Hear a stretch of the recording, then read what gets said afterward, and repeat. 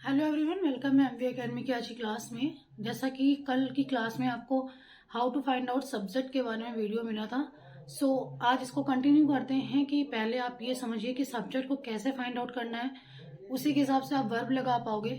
और इसके बाद एक चीज और पढ़ाएंगे वीडियो के लास्ट में कि वर्ड की प्लेसमेंट कैसे होती है, आई मीन किस वर्ड को कहाँ पर रखते हैं जिससे उसका पार्ट्स ऑफ स्पीच चेंज हो जाता है। ठीक है, बहुत से ऐसे वर्ड्स होते हैं जो नाउन की तरह भी काम करते हैं, वर्ब भी होते हैं, प्रपोजिशन भी होते हैं, देन एडवर्ब भी होते हैं, है ना।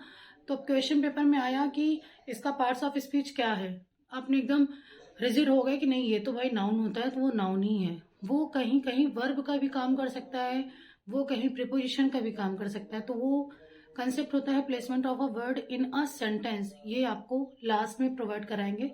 फिलहाल आप देखिए सब्जेक्ट कैसे फाइंड आउट करना है। ठीक है, देखिए पहला रूल है कि आई थिंक रूल नंबर 3 और 4 है, इंट्रोडक्टरी देयर एंड हेयर।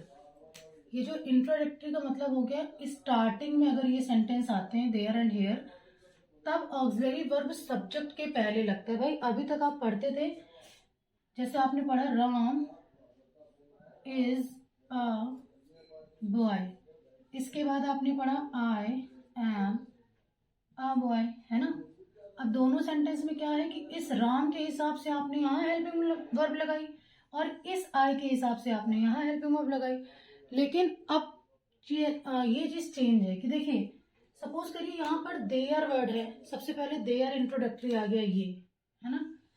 इसके जस्ट बाद हमें हेल्पिंग वर्ब लगानी। अब ये हेल्पिंग वर्ब हम किस हिसाब से लगाएंगे, क्या इसके हिसाब से लगाएंगे एट प्रेजेंट, क्योंकि हेल्पिंग वर्ब के बाद हमें सब्जेक्ट मिलना चाहिए। बट ऐसा नहीं है, हमारा सब्जेक्ट क्या होगा, there are at present so many problems. यहाँ पर सो मैनी मतलब प्रॉब्लम्स को हेल्पिंग वर्ब इंडिकेट क्वालिफाई करेगा। प्रॉब्लम्स बहुत सारी हैं, इसलिए हमने यहाँ आर लगाया। ऐसा ही नेक्स्ट सेंटेंस देखो, there is at present a problem in my career, है ना। तो यहाँ पर एक प्रॉब्लम है, इसलिए हेल्पिंग वर्ब यहाँ क्या लगी, इज।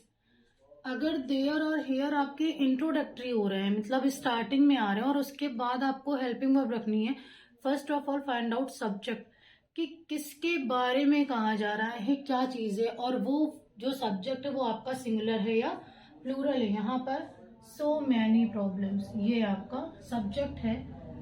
देखो इसका प्लूरल बना, जिसका भी प्लूरल बन सकता है वो नाउन है, और जो नाउन होगा वही आपका सब्जेक्ट होगा।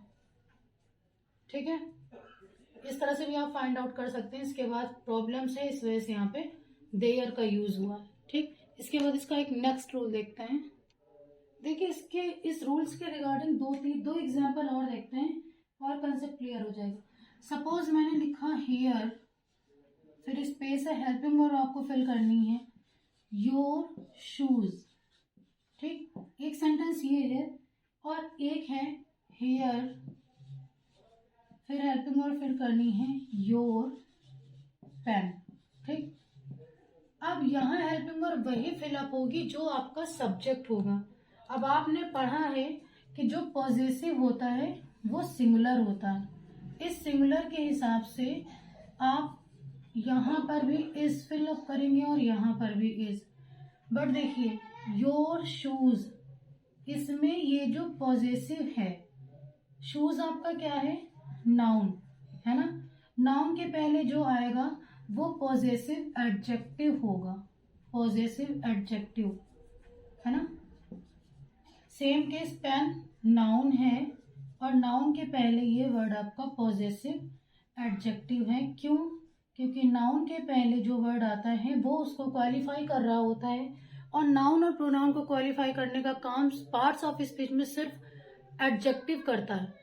कुछ केस है जहां एडवर्ब भी उसको क्वालिफाई करता है, बट वो वर्ड डिसाइडेड है जिनके आने पर वो एडवर्ब कंसीडर करते हैं, एडजेक्टिव नहीं। तो ये आप वीडियो इसमें यूट्यूब के वीडियो में एडवर्ब और एडजेक्टिव वाली क्लास पढ़िएगा, उसमें क्लियर हो जाएगा आपको।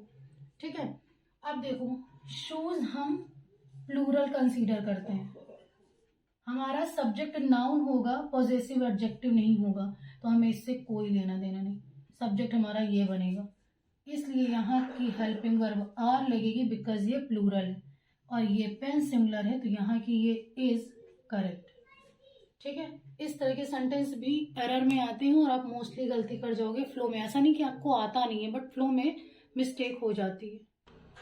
देखिए ये जो रूल है ना, ये बहुत इंपॉर्टेंट है। पहली बात तो आप ये श्योर हो कि आपको इन्वर्जन आना चाहिए कि इन्वर्जन क्या है। तो थोड़ा सा ओवरव्यू ले लो कि इन्वर्जन में क्या होता है ना कि हेल्पिंग वर्ब सब्जेक्ट के पहले आती है बट वो इंट्रोगेटिव कंसीडर नहीं होता है। किस केस में होता है मोस्टली, ये देखो सपोज करिए आपके इसमें सो और एडजेक्टिव आ जाए, फिर सो एज आ जाए या फिर देन आ जाए, इनके बाद इन्वर्जन होता है, इनके बाद इन्वर्जन का यूज होता है। मान लो अगर एक सेंटेंस है, सपोज करो सिर्फ एक सेंटेंस यानी एक मेन क्लॉज है, ठीक है, तब भी इन्वर्जन लगेगा इनके बाद। सपोज करो दो क्लॉज हैं, दो क्लॉज में दो मेन क्लॉज हो सकते हैं, एक मेन क्लॉज एक सबऑर्डिनेट क्लॉज हो सकता है। तो ये जितने वर्ड्स हैं ये जिस क्लॉज में आएंगे इन्वर्जन वही, वो अपने साथ इन्वर्जन लेता है। ठीक है, एक सेंटेंस समझते हैं, बहुत ध्यान से समझना एक सेंटेंस को। जैसे ये लिखा है so emotional the politicians appeal was that every voter was moved. देखो यहां पर ये इमोशनल शब्द आ गया, सॉरी सो वर्ड आया ना, ये सो, इसके साथ ये एडजेक्टिव आपको मिल गया। ये क्या मिल गया? एडजेक्टिव। जब सो के बाद एडजेक्टिव मिल जाए तब इन्वर्जन होता है। इन्वर्जन में क्या होता है कि सब्जेक्ट के पहले हेल्पिंग वर्ब आती, तो इस हेल्पिंग वर्ब का प्लेस क्या होगा? यहां होगा। So emotional was the politicians appeal that every voter was moved. जो पॉलिटिशियन की अपील है ये आपका सब्जेक्ट है ना, इसी के हिसाब से तो यहाँ वॉज हेल्पिंग वर्ब लगी थी, लेकिन सो के साथ एडजेक्टिव चूंकि आ गया है तो इसका प्लेस बस चेंज करना। इसका प्लेस एक्चुअल क्या होना चाहिए? यहां पर। अब ये सेंटेंस क्या बन जाएगा? सो इमोशनल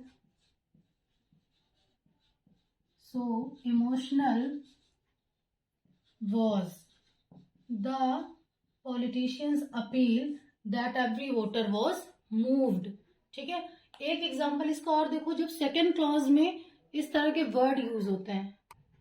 देखो दूसरा एग्जांपल मैं लिख रही हूं, उसको ध्यान से समझना। ठीक है, सपोज मैंने लिखा we are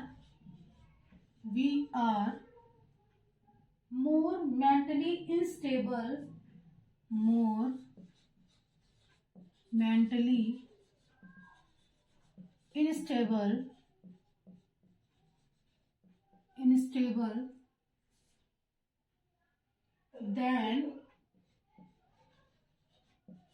than our ancestors were.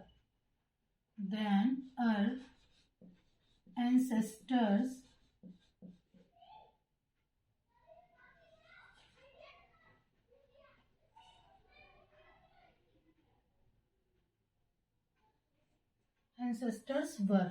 ठीक, अब यहां पर देखिए हम उतने मेंटली इनस्टेबल थे जितना कि हमारे एंसेस्टर्स थे, सॉरी मैंने ई लिख दिया, और एंसेस्टर्स है। ठीक, अब देखो यहां पर अब इस सेंटेंस में इन्वर्जन की नीड है, इस क्लॉज में इन्वर्जन की नीड है, क्योंकि जिस क्लॉज में then so plus adjective so as आएंगे इन्वर्जन उसी सेंटेंस में उसी क्लॉज में होगा, यानी यहां पर होगा। अब इन्वर्जन के अकॉर्डिंग क्या होना चाहिए कि ये जो हेल्पिंग वर्ब है इसका प्लेस यहां होना चाहिए। तो सेंटेंस क्या होगा? We are more mentally unstable than were our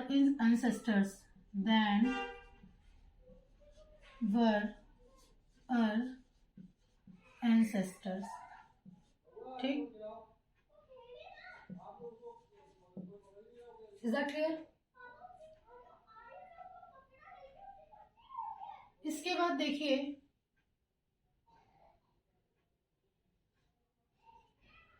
इस चीज को ध्यान से समझो कि ये जो वर्ड है ये जिस क्लॉज में आएंगे आपको इन्वर्जन उसी क्लॉज में लगाया ना, चाहे वो स्टार्टिंग के सेंटेंस में हो या फिर वो लास्ट सेंटेंस में ऐड हो रहा है। ऐसा नहीं कि आप स्टार्टिंग में ही इन्वर्जन लगा दो।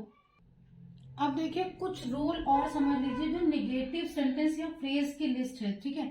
देखो कुछ नेगेटिव वर्ड हैं या फ्रेजेस हैं, इनकी पूरी लिस्ट देखिए मैं नीचे दिख रही हूं। इन वर्ड्स के साथ इन्वर्जन किस तरीके से आप यूज करोगे ये समझो। नो है, नॉट है, no not, never, neither, nor, hardly, scarcely, rarely, hardly, scarcely, rarely, seldom, barely, little, few, only, plus time, adverb, ठीक। at no time, at no time,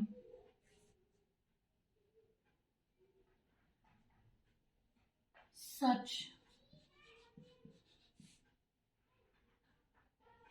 और एक है under no circumstances, under no circumstances, ठीक। देखिए ये जितने भी words हैं, no, not, never, neither, nor, hardly, scarcely, rarely, seldom, barely, little, few, only, plus time, adverb हो या प्रीपोजिशन हो, ये एक साथ है। और at no time, such, under no circumstances. जब ये सारे वर्ड्स आए किसी सेंटेंस में, ठीक है, स्टार्टिंग में, तब इन्वर्जन किस फॉर्म में होगा?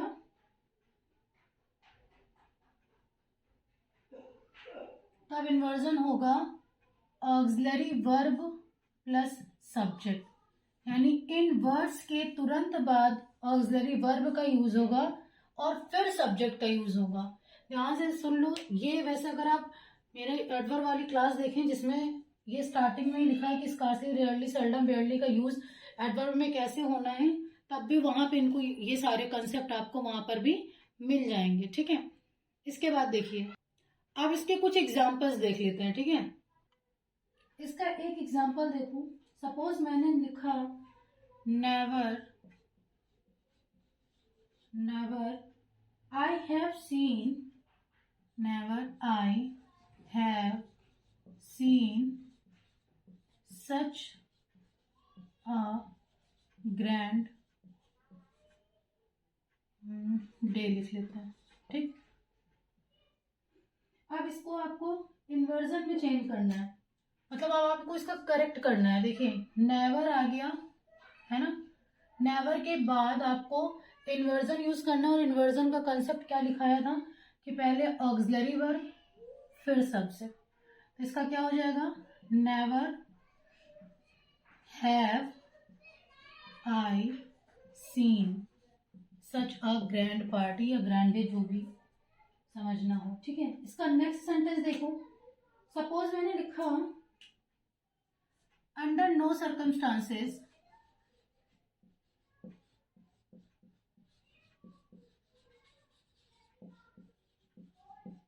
under no circumstances the accused will get the bell, the accused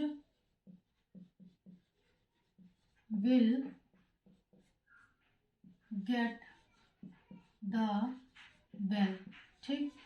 अब चूंकि अंडर नो सर्कमस्टांसेस आ चुका है, ये फ्रेज मैं आपको बता चुकी हूं कि अगर ये फ्रेज आता है तब इसमें इन्वर्जन यूज होगा, और इन्वर्जन की कंडीशन है कि इसके बाद ऑक्सिलरी वर्ब आना चाहिए, इसके बाद सब्जेक्ट आएगा।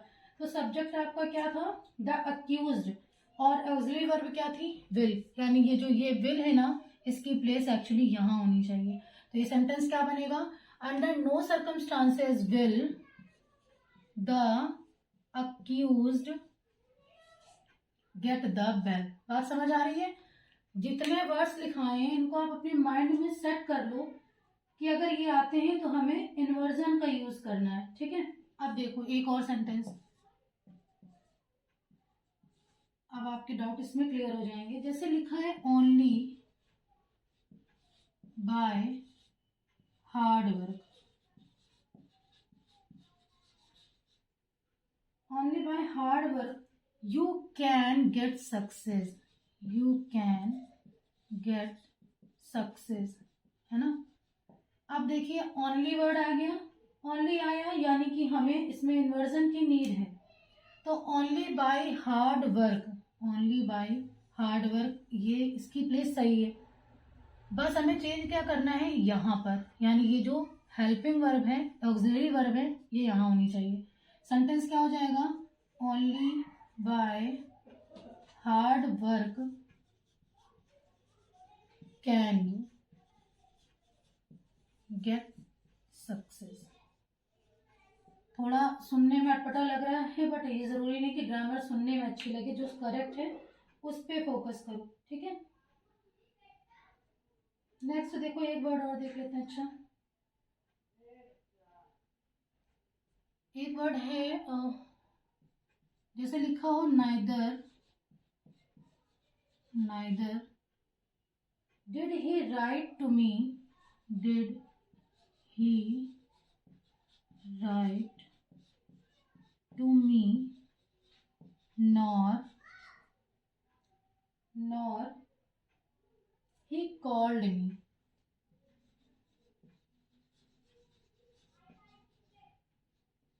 है ना। अब देखिए यहाँ तो करेक्ट बाई जा रहा है कि नाइदर है, नाइदर के साथ हमने इन्वर्जन किया यानी कि ऑक्सिलरी वर्ब पहले लगा दी, फिर सब्जेक्ट लगाया, फिर राइट टू मी।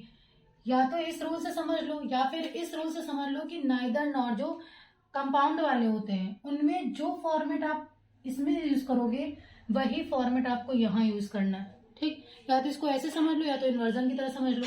अगर इन्वर्जन के थ्रू जाते हैं तो क्या हो जाएगा, ये कॉल्ड है पास्ट टाइम डिफिनिट में, यानी है कि यहाँ होना चाहिए डिड ही कॉल मी। ठीक है, डिड ही कॉल मी। ठीक है, तो हमने यहाँ पे डिड का यूज किया और ऑब्वियस सी बात है डिड के साथ फर्स्ट फॉर्म का यूज करते हैं तो हमने वहां पर कॉल लगा दिया। इन शॉर्ट नटसल आप ये समझो कि जितने भी निगेटिव वर्ड या मैंने फ्रेजेस लिखाए हैं वो आपको माइंड में सेट करने हैं कि इनके साथ इन्वर्जन यूज होता है। इसके बाद ही आप वर्ड सब्जेक्ट का वर्ड्स का प्लेसमेंट कर पाओगे एक सब्जेक्ट में और सब्जेक्ट वर्ब एग्रीमेंट को भी समझ पाओगे इसके थ्रू। ठीक है, इसके बाद देखिए नेक्स्ट रूल चलता है। अब देखो इसका एक एक्सेप्शन देख लो, दो वर्ड हैं मैं लिख रही हूँ, जैसे एक है नॉट फॉर, भाई ये भी एक निगेटिव है नॉट फॉर, और एक है नॉट लॉन्ग, दो वर्ड है नॉट फॉर और नॉट लॉन्ग। इन दोनों के केस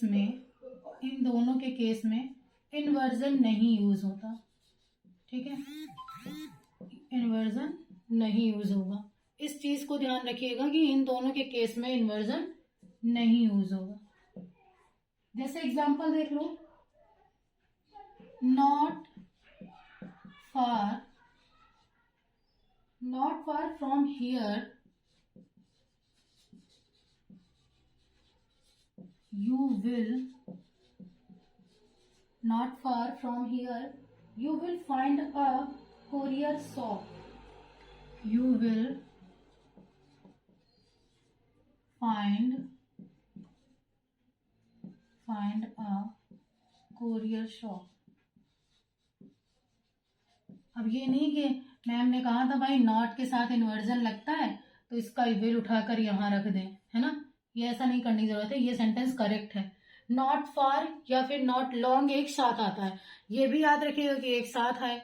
अगर एक साथ आता है तो इसमें इन्वर्जन की नीड नहीं है, ये without inversion subject plus verb वाली कॉन्सेप्ट पे चलेगा और ये सेंटेंस पूरी तरीके से करेक्ट है। ठीक है, ये कुछ रूल्स थे जो सब्जेक्ट के रिगार्डिंग थे, ऐसा नहीं कि ये खत्म हो गया, ये कल की वीडियो में फिर आगे अपलोड करेंगे।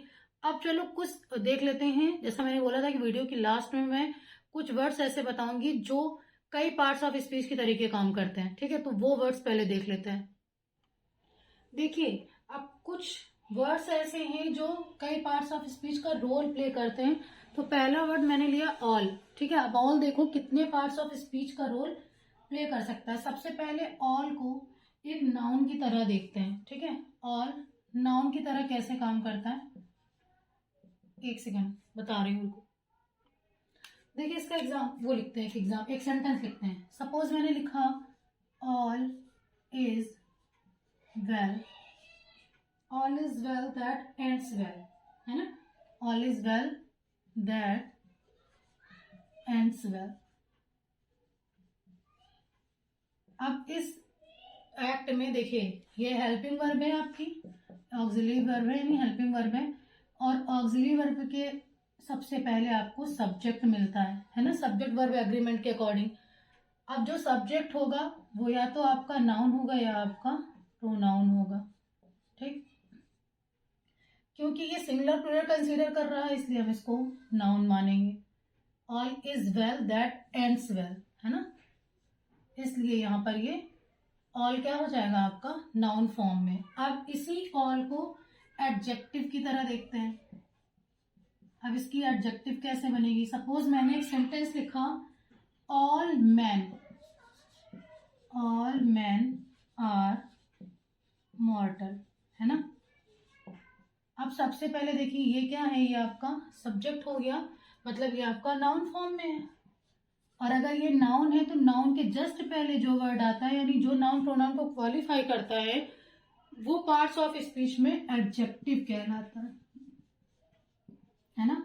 वो पार्ट्स ऑफ स्पीच में क्या कहलाएगा, एडजेक्टिव कहलाएगा। अब देखो इसी को हम एडवर्ब मान लें अगर कहीं। अब ये एडवर्ब की तरीके कैसे काम करेगा, जैसे लिखा they are now all right, they are now all right, है ना, वे अब सब सही है। इस केस में ये जो ऑल राइट है ये आपका एडवर्ब का रोल प्ले कर रहा है। Is that clear. तो देखिए ऑल एक वर्ड मैंने लिया, ये कितने पार्ट्स ऑफ स्पीच में काम कर रहा है, 3 पार्ट्स ऑफ स्पीच में काम कर रहा है ना। नाउन हो गया, एडजेक्टिव हो गया और एडवर्ब हो गया। एक वर्ड और ले रहे हैं, चलो अच्छा देखते हैं। जैसे एनी एक वर्ड मैंने लिखा, ये हुआ एनी। अब एनी को अगर हम प्रोनाउन बनाएं, any can act as pronoun, how. See a sentence, एक सेंटेंस देखते हैं। देखिए do any of you know, do any of you know anything about this, है ना। अब ये सेंटेंस आया do any of you know anything about this. देखिए यहां पर ये जो ऑफ है ये आपका प्रीपोजिशन है ना। जब ये प्रीपोजिशन है तो इसके पहले जो चीज आएगी वो नाउन या प्रोनाउन होगी। और एनी क्या होता है, एनी प्रोनाउन होता है। अब देखिए यहाँ पर एनी का पार्ट्स ऑफ स्पीच क्या हो गया, एनी का पार्ट्स ऑफ स्पीच यहाँ हो गया प्रोनाउन का। अब इसके और पार्ट्स ऑफ स्पीच देखते हैं। अब इस एनी को अगर एडजेक्टिव की तरह प्लेस किया जाए तो कैसे होगा ये। एक एग्जांपल देखो इसका, जैसे लिखा हो take any magazine, take any magazine, take any magazine that you like, that you like, ठीक। अब देखिए टेक एनी मैगजीन, भाई ये मैगजीन किस पार्ट्स ऑफ स्पीच में आता है, ये मैगजीन आपका नाउन है ना। नाउन के पहले जो वर्ड है जो नाउन को क्वालिफाई कर रहा होगा वो एडजेक्टिव होगा। यानी इस केस में ये जो एनी है इसका इसका पार्ट्स ऑफ स्पीच बदल गया और ये किस तरह एक्ट करने लगा, ये एडजेक्टिव की तरह एक्ट करने लगा, ठीक है। अब देखिए इसी का रोल मान लीजिए एक एडवर्ब की तरह हो। अब ये एडवर्ब की तरह कैसे एक्ट करेगा, देखिए we must take lunch, we must take lunch before doing any other work, before doing any other work, है ना। अब देखिए इस सेंटेंस में ये जो अदर वर्क आ गया, ये जो आया आपका अदर वर्क, इसको क्वालिफाई कौन सा वर्ड कर रहा है, एनी। अदर वर्क को जो क्वालिफाई कर रहा है एनी, और ये यहाँ पर एनी आपका एडवर्ब का रोल प्ले करेगा। ठीक, अब देखिए एनी को पहले मैंने एज अ प्रोनाउन बताया, देन एडजेक्टिव बताया, देन एडवर्ब बताया। अब कुछ और वर्ड ले लेते हैं।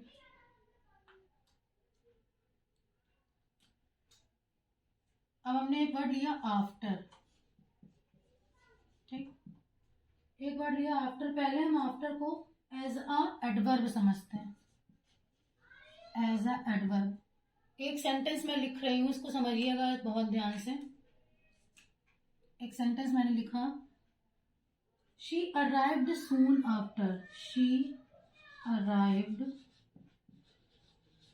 Soon after. ठीक, यहां पर ये जो आफ्टर वर्ड लगा है, ये किसको मॉडिफाई कर रहा है, ये सून को मॉडिफाई कर रहा है ना। यानी कि ये सून क्या हो जाता है, ये सून आपका एडजेक्टिव होता, और ये जो एडजेक्टिव को भी मॉडिफाई करेगा वो क्या होगा, एडवर्ब होगा। ठीक, इस केस में यहाँ पे ये एडवर्ब का रोल प्ले कर रहा है। अब देखिए ये कंजंक्शन कैसे बन सकता है, शी वेंट अवे। एक सेंटेंस मैंने लिखा, शी वेंट अवे, ठीक है, ये शी वेंट अवे लिख दिया। देखिए शी वेंट अवे, फिर एक सेंटेंस देखा, हर हस्बैंड हैड डाइड। भाई कंजंक्शन क्या होता है, कंजंक्शन दो क्लॉज को ऐड करता है, या तो एक मेन क्लॉज एक सबऑर्डिनेट को ऐड करेगा, या तो दो मेन क्लॉज को ऐड करेगा ना। She went away, her husband had died. यहां पर अब मुझे एक कंजंक्शन की नीड है, मैंने यहां पे लगाया आफ्टर, है ना। तो ये जो आफ्टर है, अब यहाँ कौन से पार्ट्स ऑफ स्पीच का रोल प्ले करेगा, यहाँ ये कंजंक्शन का रोल प्ले करेगा। ठीक, कंजंक्शन कैसे यूज करते हैं कि जब मतलब दो क्लॉजेज हो, उनको ऐड करना हो, तब हम कंजंक्शन का यूज करते हैं। अब देखिए यही आफ्टर आपने एडवर्ब की तरह देखा, कंजंक्शन की तरह देखा। अब इसको हम देखते हैं as a preposition, as a preposition. अब ये प्रेपोजिशन का रोल कैसे प्ले करेगा, he looks after, he looks after his mother. अगर आप एकदम इंडियन की तरीके, यूपी बोर्ड की इंग्लिश के तरीके समझे, ही लुक्स आफ्टर हिज मदर का मतलब होता है वो अपनी माता जी के बाद देखता है ना। बट यहाँ जो ये लुक्स आफ्टर दिया है ना, ये जो लुक्स आफ्टर सेंटेंस वर्ड है, ये एक्चुअली, ये जो लुक्स आफ्टर है ना, ये एक्चुअली प्रीपोजिशन होता है, और ये कंपाउंड प्रीपोजिशन होता है, मतलब जो फ्रेजेस में यूज होते हैं, इडियम फ्रेज में, है ना। लुक्स आफ्टर का मतलब होता है देखभाल करना, वो अपनी माता जी की देखभाल करता है। यहाँ पर आफ्टर किस चीज का, पार्ट्स ऑफ स्पीच का रोल प्ले करेगा, प्रीपोजिशन का। ठीक है, अब इसका